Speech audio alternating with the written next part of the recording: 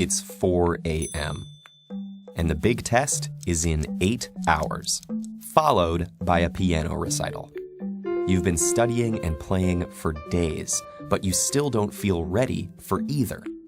So what can you do?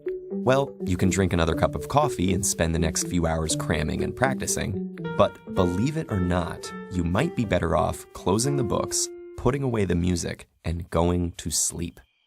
Sleep occupies nearly a third of our lives, but many of us give surprisingly little attention and care to it. This neglect is often the result of a major misunderstanding. Sleep isn't lost time, or just a way to rest when all our important work is done. Instead, it's a critical function, during which your body balances and regulates its vital systems, affecting respiration and regulating everything from circulation to growth and immune response. That's great, but you can worry about all those things after this test, right? Well, not so fast. It turns out that sleep is also crucial for your brain, with a fifth of your body's circulatory blood being channeled to it as you drift off.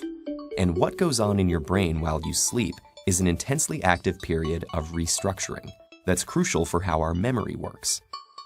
At first glance, our ability to remember things doesn't seem very impressive at all.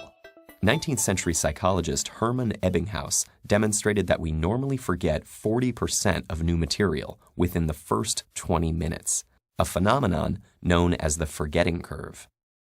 But this loss can be prevented through memory consolidation, the process by which information is moved from our fleeting short-term memory to our more durable long-term memory. This consolidation occurs with the help of a major part of the brain, known as the hippocampus.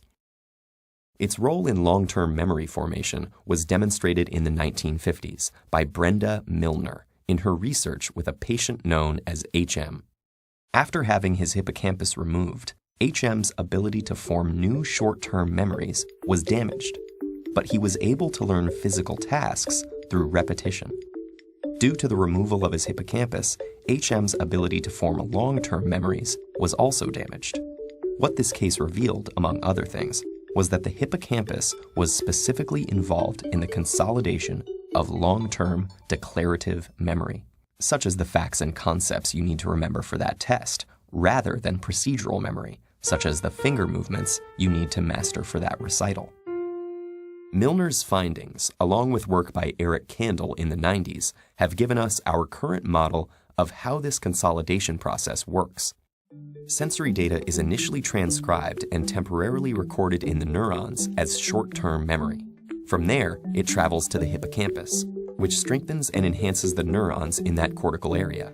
Thanks to the phenomenon of neuroplasticity, new synaptic buds are formed, allowing new connections between neurons and strengthening the neural network where the information will be returned as long-term memory. So why do we remember some things and not others? Well, there are a few ways to influence the extent and effectiveness of memory retention. For example, memories that are formed in times of heightened feeling or even stress will be better recorded due to the hippocampus's link with emotion. But one of the major factors contributing to memory consolidation is, you guessed it, a good night's sleep. Sleep is composed of 4 stages, the deepest of which are known as slow-wave sleep and rapid eye movement. EEG machines monitoring people during these stages have shown electrical impulses moving between the brainstem, hippocampus, thalamus, and cortex, which serve as relay stations of memory formation. And the different stages of sleep have been shown to help consolidate different types of memories. During the non-REM slow-wave sleep, declarative memory is encoded into a temporary store in the anterior part of the hippocampus. Through a continuing dialogue between the cortex and hippocampus, it is then repeatedly reactivated, driving its gradual redistribution to long-term storage in the cortex. REM sleep, on the other hand, with its similarity to waking brain activity, is associated with the consolidation of procedural memory.